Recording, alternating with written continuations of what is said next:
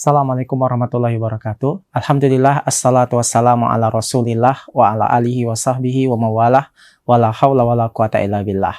Sahabat Bangka Pos dan PLN dimanapun Anda berada, Alhamdulillah kita berjumpa kembali di kesempatan hari ini untuk mendengarkan ceramah singkat atau kuliah 7 menit sebelum atau menjelang berbuka puasa.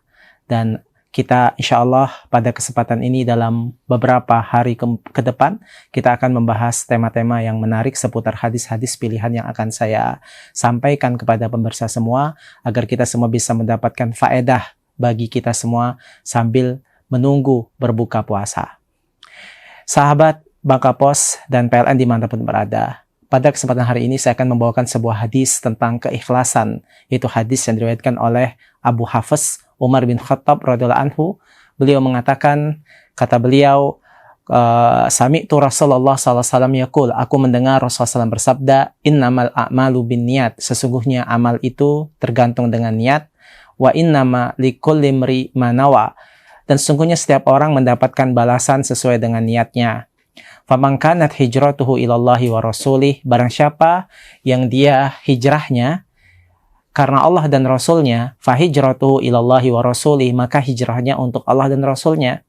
Wa man kanat hijratuhu ilad dunya yusibuha, adapun orang-orang yang hijrahnya karena dunia atau karena ingin menikahi wanita, karena ingin mendapatkan dunia, bagian dunia, atau awimra'atin yang kihuha, atau karena dia ingin menikahi wanita, maka fahijratuhu ila ma hajara ilaih, maka kata Rasulullah SAW, maka hijrahnya sesuai dengan apa yang dia niati.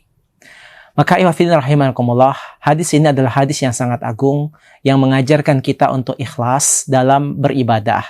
Dalam apapun dia, kita diperintahkan untuk berikhlas, melakukan ibadah ikhlas semata-mata hanya karena Allah Subhanahu wa taala.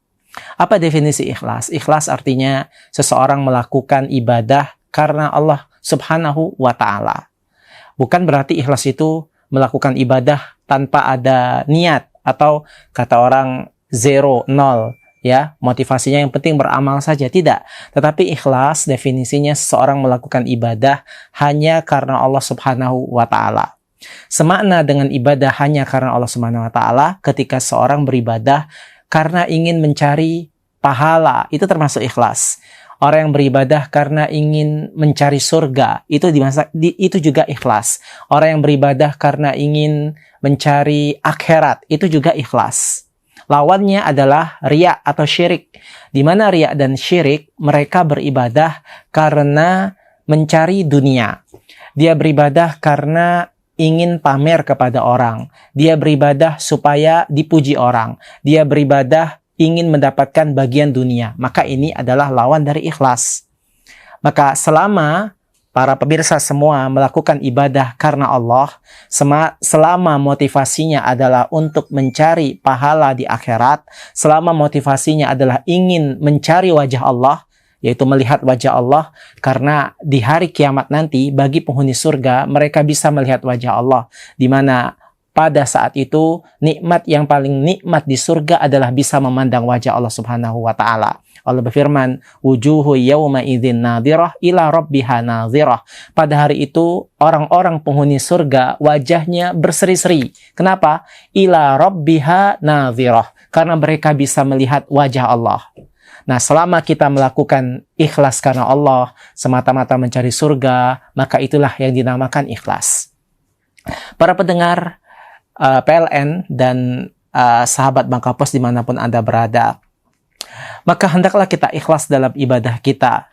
Jangan sampai tujuan kita karena dunia. Seperti di bulan Ramadan ini, bulan puasa, jangan niat puasa kita karena dunia. Seperti apa? Ada orang puasa niatnya supaya langsing. Ini kan tujuannya tidak sesuai dengan yang diinginkan Allah. Karena tujuan kita puasa adalah pingin mendapatkan ampunan Allah, kita pingin masuk surga, kita ingin dibebaskan dari api neraka. Itu definisi ikhlas. Sedangkan orang yang puasa karena ikut-ikutan, ada yang puasa karena pamer, karena gak enak sama teman, ini definisi tidak ikhlas. Maka seorang harus menjaga keikhlasan dalam ibadahnya, termasuk puasa di Ramadan ini, dalam tarawehnya. Jangan dia taraweh karena ikut-ikutan, atau karena dia taraweh karena supaya diterima, atau dia tidak enak sama orang lain, nanti dikira saya tidak taraweh, ya, kemudian dia pamerkan tarawehnya agar bisa dipuji oleh orang sebagai orang yang taraweh. Maka jadikan kita taraweh, kita membaca Al-Quran, menghatamkan Al-Quran, semuanya hanya karena Allah Subhanahu wa Ta'ala saja. Jangan tujuannya dunia. Nah, maka semua amalan yang bercampur dengan ketidakikhlasan, amalannya tidak diterima oleh Allah, atau definisi lainnya syirik. Di antaranya adalah syirik kecil, yaitu riya. Seorang melakukan amalan karena ingin pamer atau dipuji manusia. Ini bertentangan dengan ajaran yang diajarkan oleh Allah dan Rasul-Nya. Seseorang apabila melakukan amalan bercampur dengan riya, maka amalannya tidak diterima oleh Allah Subhanahu wa Ta'ala dan termasuk dosa besar. Sesungguhnya Rasul bersabda, "Inna akhwafa ma akhafu alaikum syirkul asghar." Sesungguhnya yang paling aku khawatirkan menimpa umatku adalah syirik kecil. Kemudian sahabat bertanya, apa itu syirik kecil? Yaitu riya. Yaitu orang membagus-baguskan amalannya supaya dipuji manusia. Maka tinggalkan riya, jadikan ibadah kita semata-mata hanya kepada Allah Subhanahu wa Ta'ala. Barang siapa yang dia niatnya, tujuannya dunia, maka Allah tidak menerima amalnya dan wajib baginya untuk masuk neraka, dan ini adalah sebuah musibah yang besar. Maka pendengar dari sahabat Bangka Pos dan kalian di mana berada, ayo kita jaga keikhlasan kita di bulan Ramadan, mumpung hari awal, jaga keikhlasan kita sampai akhir bulan Ramadan. Ini saja. Assalamualaikum warahmatullahi wabarakatuh.